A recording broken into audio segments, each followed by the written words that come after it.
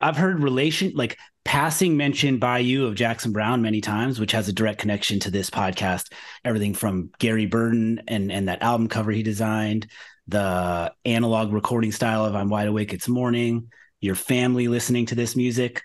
But I'm curious if that's an active songwriting influence. Active, what's your relationship with him and his music? I mean, I love his music. Yeah, I got to meet him through my friend Gary Burton, RIP, who's a great artist and made basically like every kind of record from California, like album covers, like in the 60s and 70s, like Mamas and the Papas, like every Neil Young record, The Doors.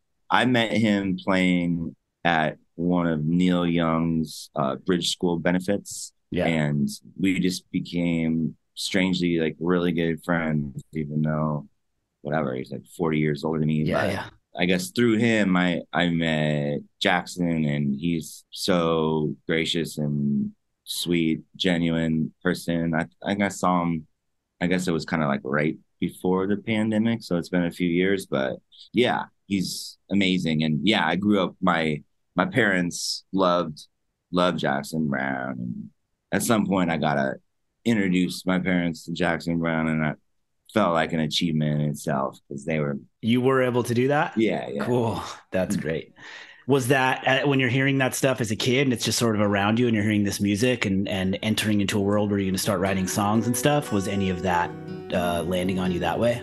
The future hides and the past just slides. England lies between, floating in a silver mist, so cold and so clean.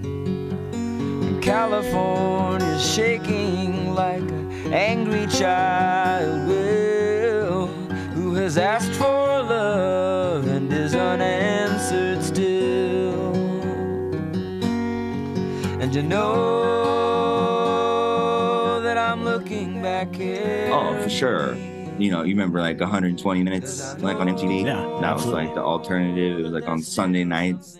My brother and his friends would like record it on VHS every Sunday night. And like, it was kind of late, but I would like sneak down and watch it. So, you know, he got me into, you know, REM and Cure and Smiths and Replacements and, you know, all that kind of era of, you know, for lack of a better word, like alternative. And then my parents, you know, they loved Paul Simon and Jackson Browne and Joni Mitchell and, you know, Tom Petty, all that kind of stuff. So they have two kind of, I guess, generational landmarks as far as music that and I like them Love both it. honestly like equally. And I tried to, I don't know, when I started making music, they were all, I think, influential.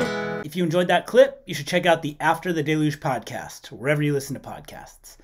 We have full episodes there, as well as right here on this YouTube channel. So hit the subscribe button and maybe check out whatever's being suggested to you right here.